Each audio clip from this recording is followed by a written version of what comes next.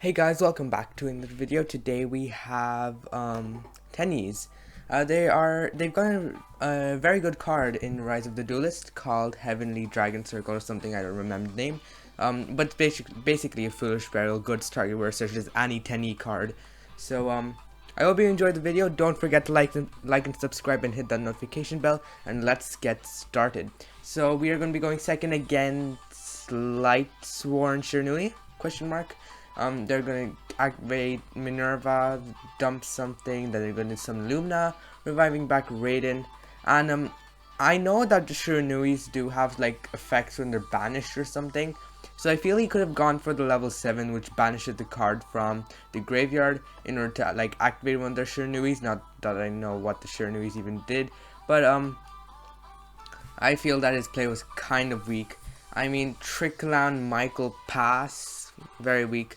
So we're going to start off with the summon of Shana. I'm not going to pronounce it. We're going to be dumping a Mermer with Dragon Cycle, and we'll get search for Ashna. Then we'll summon it, go into Monk, summon out something, then go into Shaman. Shaman will revive back our Mermer in order to summon 3 Seahorse tokens, and then we will be activating Pot of Desires, looking for level 4, and we do get another Shana. So now we're going to go into Berserker since we have the level 4, and since Mermer is level 4 right now, we can go into a Draco Berserker. Next we can go into the Sahasrara, and then we can use Pot of Avarice to shuffle back some stuff in order to draw 2. We're going to go ahead, activate Sahasrara in order to copy the attack of that thing right there. We're going to attack that with Draco Berserker in order to inflict 400, not that it matters because he just gained a lot more life points. We're going to attack again his Trickland, and now we're going to use Draco Berserker's second attack to attack, and then we inflict 5600 damage. We activate our Heavenly Dragon Cycle thing in order to tribute our Monk of Tenyi, summon out a Tenyi Spirit from the deck, and finish him off. So the deck does have a lot of OTK potential, and it's pretty good going second, along with putting up a very good boss monster going first. So let's go to our next duel now. For our next duel, we are up against Evil Eye, and oh boy, did this person not stand a chance, unfortunately. So we shall start off with the summon of an Ashna, then link it off for a Monk. Actually, we'll just tribute it off for the Heavenly Dragon Cycle, and we'll get search for Shahana. Then we'll go ahead, use Desires, draw 2. Next we'll go summon that Shahana, and then go in Monk, summon out Anadara. Then we go use Ashna's effect to summon out of Mapura. Then we'll go into Shaman Tenyi to discard and bring back Mermer. We're going to be summoning 3 Seahorse tokens again. And since we have the level 4 once again, we can go into a Sahasrara, normal summon Shana, then we go into our Draco Berserker. Now we're going to go ahead, activate our Adhara, and get something back. I'm not activating Foolish Barrel Goods right here because since our friend Heavenly Dragon Cycle's effect, you can only use 1 effect per turn. I'm going to have to hold off of that for until next turn. So we're going to start off with an Extravagance. I let that through. He's going to activate Pareidolia, which searches something. He's going to activate Cezreal. I'm just going to chain my Draco Berserker to banish that. And the fact that he searched Celine off that makes me certain that he does have a copy of Evil Eye Emergence or Awakening, whatever the one that's summoned from hand or graveyard is. I know for a fact that he has that in his hand because of that. So he's going to be summoning a copy of Catapopolis or something, and then he's going to link into a copy of Basilisk. And then I'm going to use the effect of our Sahasrara to target the Gorgon in order to summon a token. And the thing is, Evil Eyes have a lot of effects that it's kind of beat down, but half the time you're able to just bypass that with Draco Berserker. Since they can't target me with his Gorgon, he can't target us until he gets rid of all of my tokens. It's going to be kind of difficult for him, so he's just going to attack over token, set his Evil Eye Celine. I'm not really sure why he didn't activate it. Is there some reason why he didn't activate it? I don't know. So, oh sorry, that stopped right there. What I did, I just used my Foolish Barrel Goods, but he just ashes that. But since I had another Dragon Cycle in my graveyard, I just used that instead. In order to get a search for an Adhara, I think, I'm not sure. Next we link the Adhara into a Monk of Tenyi by normal summoning it. And we're going to use the Adhara to recycle another Adhara. Then we go into our Shaman. We're going to go ahead, summon another token. We can go into a copy of Berserker. We're going to be summoning a token off our little Mermer. and then we will be attacking for well over game right here. And just a very good deck. Its beatdown capabilities are especially surprising, and it's got some combo elements. Called by Grave, I don't think he could have really done anything with that. I mean, I don't think he could have done anything like with that. The Adhara wasn't that important, and yeah, that was our second duel. I think I had another shaman in my graveyard, so he could have potentially negated that. I'm not sure. So let's go straight to our final duel now. For our final duel, we are up against Eldritch Invoked. So let's see how it goes. We start off with the activation of Desires, draw 2. We go ahead, activate Vishuddha, summon itself, link it off for a monk. Go ahead, summon Ashna, link it off for a monk. Activate Ashna's effect to summon in Nahata, because I would have summoned a copy of Mapura if I hadn't banished my only copy of it. So that was kind of sad. So now we're gonna activate our shaman. I think it discarded our Adhara to summon out a monk. We're gonna use the effect of our Adhara to recover our Ashna. We'll normal summon our Shahadna thing. And right here we have an untargetable 3k thing against Eldritch. And Eldritch doesn't do well against untargetable things. So he's gonna normal summon Alistair. I'm gonna negate that. Of course he hard drew the invocation too, unfortunately. So that was kind of sad. He's gonna go into a secure guard now. He's gonna activate his invocation, go into Mikaba. He's gonna recycle his thing. Now he's gonna have a cursed Elland in order to get the search for a copy of Eldritch. Then since he can't target my Sahasrara, he'll just target my monk. I would have been able to bypass that if I had my Mapura. Unfortunately, I just didn't. So now he's going to go ahead, summon out another Eldritch, the Golden Lord, and then he's gonna attack me. Of course, he used his Alistair in order to boost it, and I take damage. Next, during the end phase, he's gonna activate Huaquero. And now right here, he has a White Destiny. He has a Golden Land Forever. I think he should have just taken a Conquistador instead of Golden Land Forever. But I guess the Tenyis are kind of about being in the graveyard, so Conquistador might have not done that much. So we're going to start off with the activation of Shahana, summon it, then go to Monk. Ashna will trigger, summon itself. Well, we're going to activate Vishuddha, but he's forced to negate that. We're going to activate Desires, he's forced to negate that too. He doesn't want me to get a Pot of Greed. We're going to go into Landforincus, so that we have a non-effect monster for Ashna. And then we can go ahead and link into a Draco Masters. I summoned a Vishuddha right there, because the only Tenyi I have in my deck are 2 copies of Vishuddha, unfortunately. So we're going to go ahead, destroy his invoked Mekaba, and then he's going to summon some things. So now he top deck Call by Grave, not good for him. He's going to activate his White Destiny, summoning a copy of Conquistador, and it's not looking good for me. And I get the heavenly top deck of Cosmic Cyclone in order to target his Conquistador, and then I also get to destroy his Golden Lord. So I attack him for some damage. If all goes well in the next few turns, I should win. He's going to activate Golden Lord, getting rid of his own Magical Meltdown. And Draco Masters can be destroyed by battle from an effect monster, so that's great. I top deck a Marimar, not too great, unfortunately. He top decks another one of his Golden Lords, so he summons that. Now I'm going to be destroying all of his Golden Lords again. I attack, and he should have just used his Huaquero while the Golden Lords were on field. Not that it matters, as long as he doesn't get a good top deck. I mean, his graveyard was already set up. There was really no way of me winning because of his set up graveyard. He attacked me. He has Conquistador. I doubt. I don't think. I think I banished my other copy of Cosmic Cyclone, so there's no way of me top decking it. He's gonna activate Conquistador. I chain my Heavenly Dragon Cycle so that I at least get search off it, and then I summon Vishuddha. So close to lethal. He's gonna activate Scroll Sanguine, summoning another one from his deck. He's gonna go ahead, activate Golden Lord's effect to summon itself, and he has over lethal right now, so I have to surrender. It was a close match. It's a close match. I came close to winning, but the deck it's very consistent. It has some very good beatdown capabilities and has a very good boss monster by the standards of today's metagame. So let's go straight to the deck profile now. So right here we have the deck. First off, 3 copies of Marimar.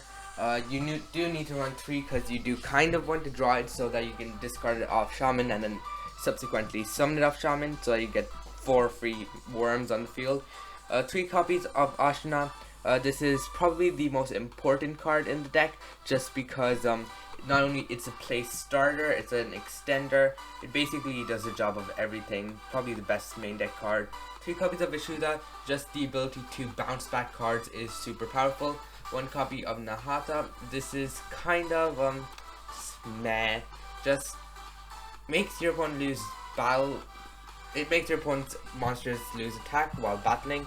It's just meh in my opinion. It's not that great, but it is super great with your Sahasra, where if Sahasra token is the only thing on field, then it's almost like your opponent cannot even attack over the token because it'll just lose 1500 if it tries to. So that's kind of nice. 1 copy of Mapura, it protects your tokens from your opponent's targeted effects. So your opponent cannot.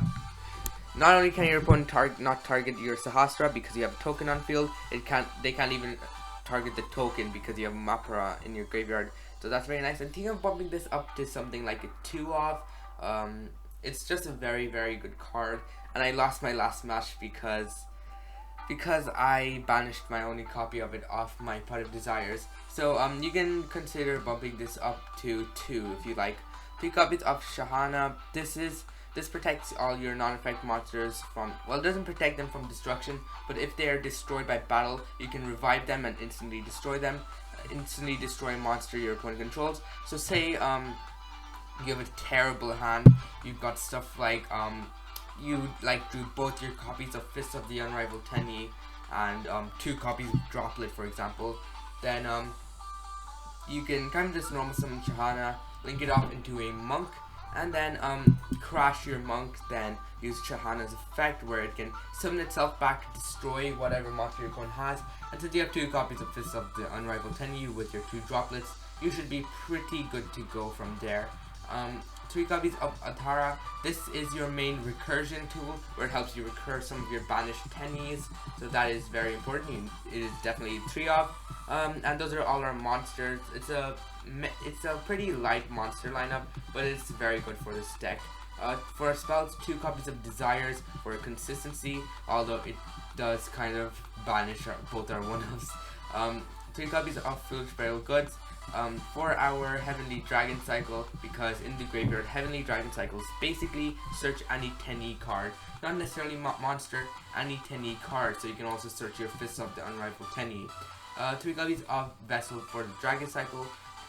This is a very important card. Not only does it get Mermar in the graveyard for free, it also searches a Tenyi, which is very nice. 2 copies of Pot of Avarice. Just the deck does kind of need recursion because it burns through your copies of Monk of the Tenyi very, very quickly. So 2 copies of Avarice is definitely required. 1 copy of Foolish Burial.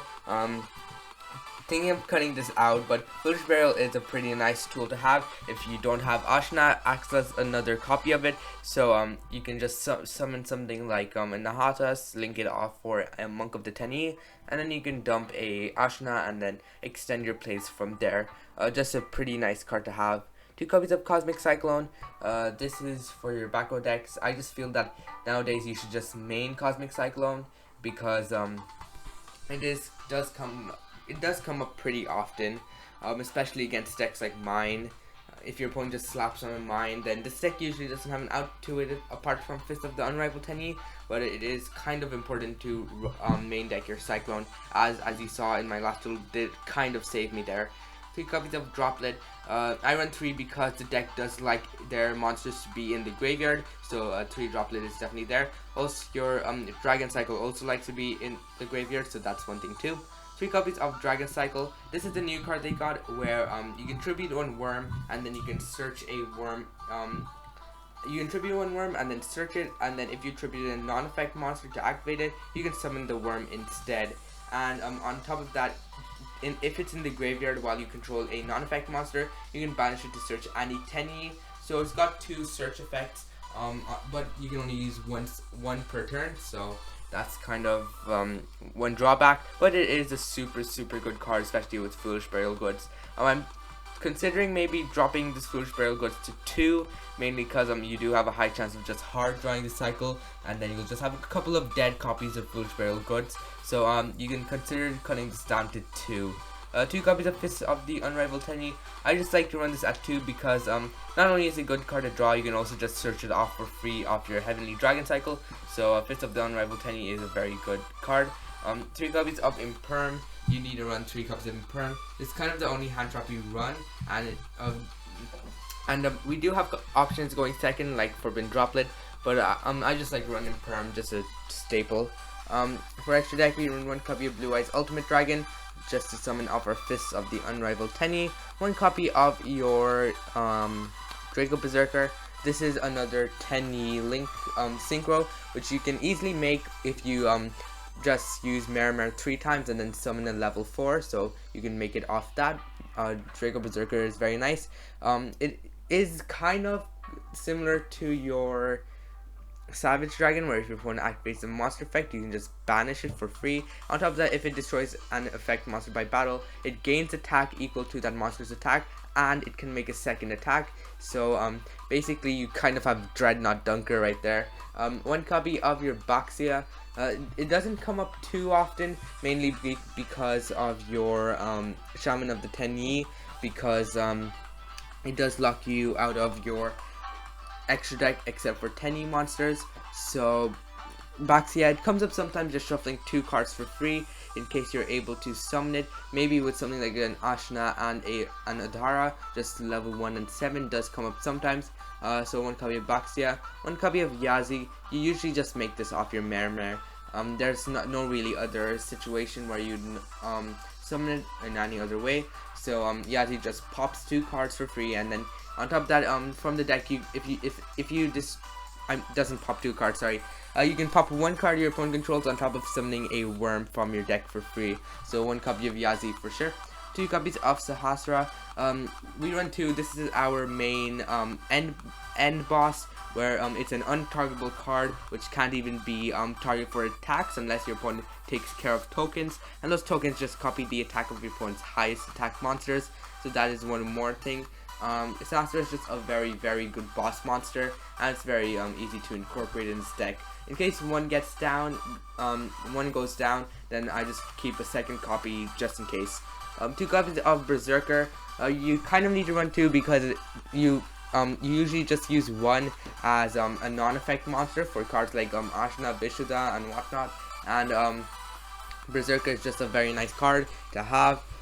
The 2 of is just the second one. Is usually you use it for ODKs. 1 copy of Draco Masters. Doesn't come up too often, but it can potentially destroy your opponent's entire board.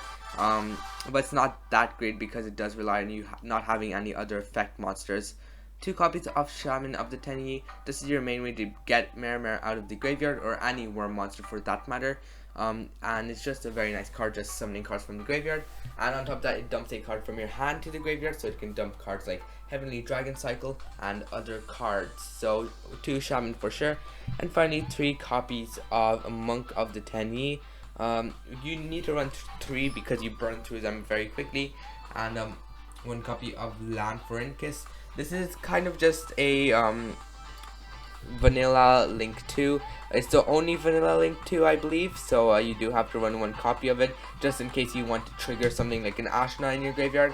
And that's the deck. I hope you enjoyed the video. Don't forget to like and subscribe, and I will see you in my next video. Goodbye.